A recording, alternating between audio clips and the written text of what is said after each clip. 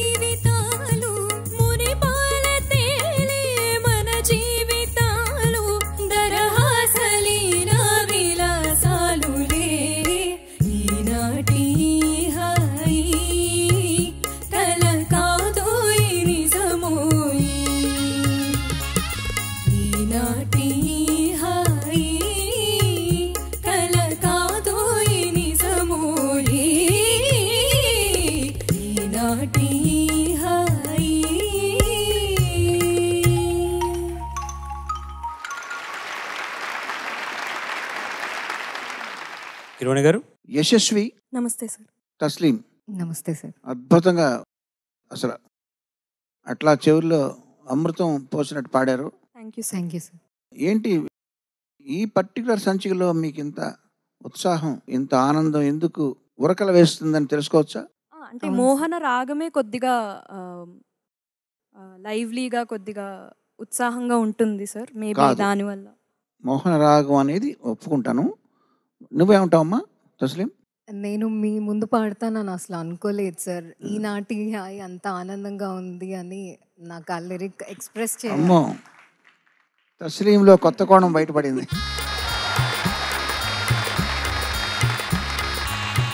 సరే, నేనేమనుకుంటాను చెప్తాను. మిమ్మల్ని ఇప్పుడు నేను కొంచెం అవమానపరుస్తున్నానని మీరు అనుకోవద్దండి అన్నయ్య గారు.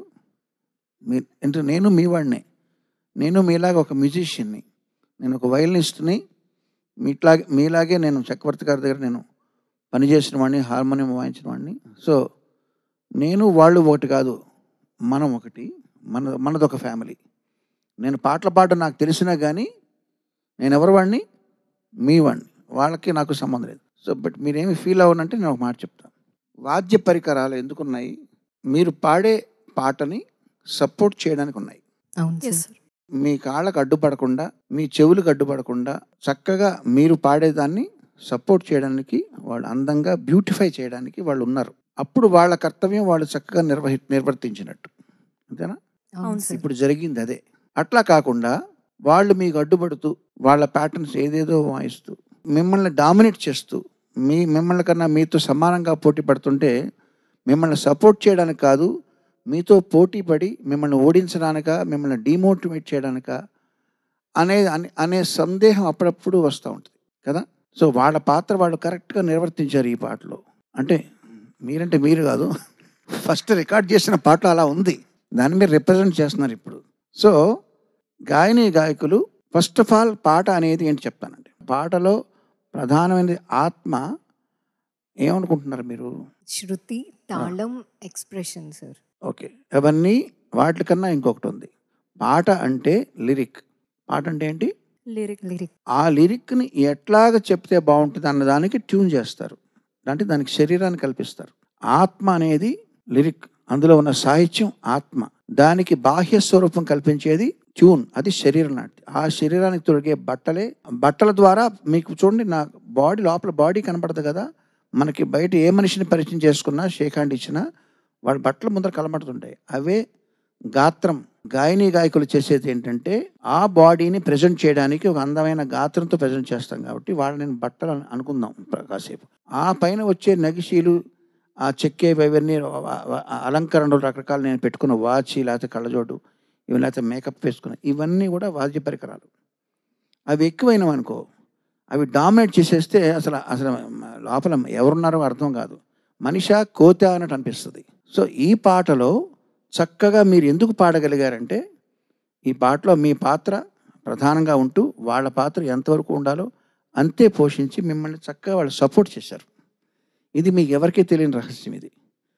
సో ఇట్లాంటి పాట పాడినప్పుడు మీకు ఇంకా ఉత్సాహం వస్తుంది. మీరు పాడేది మీకు వినబడుతుంటుంది, మాకు వినబడుతుంటుంది, అందరికీ వినబడేటప్పుడు మీకు కాన్ఫిడెన్స్ పెరుగుద్ది.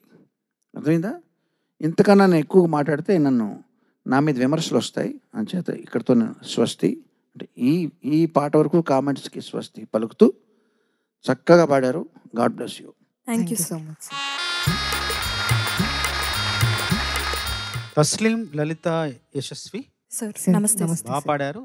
ఈ పాటలో నన్ను చాలా ఆకట్టుకున్నది ఏంటంటే మీ ఇద్దరి మధ్య సమన్వయం. అసలు పాట ఎంత అందంగా చెలించిందంటే ఇటు నుంచి అటు, అటు నుంచి ఇటు. ఒక్క మాటలో చెప్పాలంటే ఉయ్యాల జంపాల, ఉయ్యాల జంపాల, అంత అందంగా ఉంది పాట. మనస్ఫూర్తిగా Thank you so much. Thank you so much sir. చాలా మంచి పాట పాడారు. అందరికీ తెలియకుండానే అందరం ఒక ట్రాన్స్లోకి వెళ్ళిపోయే రాగం నువ్వు అన్నట్టు యశస్వి. అందరికీ నచ్చే పాట అండ్ చాలా చాలా బాగుంది. మీ ఇద్దరి గాత్రధర్మం చాలా బాగా ప్రస్ఫుటంగా వినిపించింది ఈ పాటలో. All the best for the next rounds. Thank you. Well done పిల్లలు. Good Thank luck. you, sir. All the best.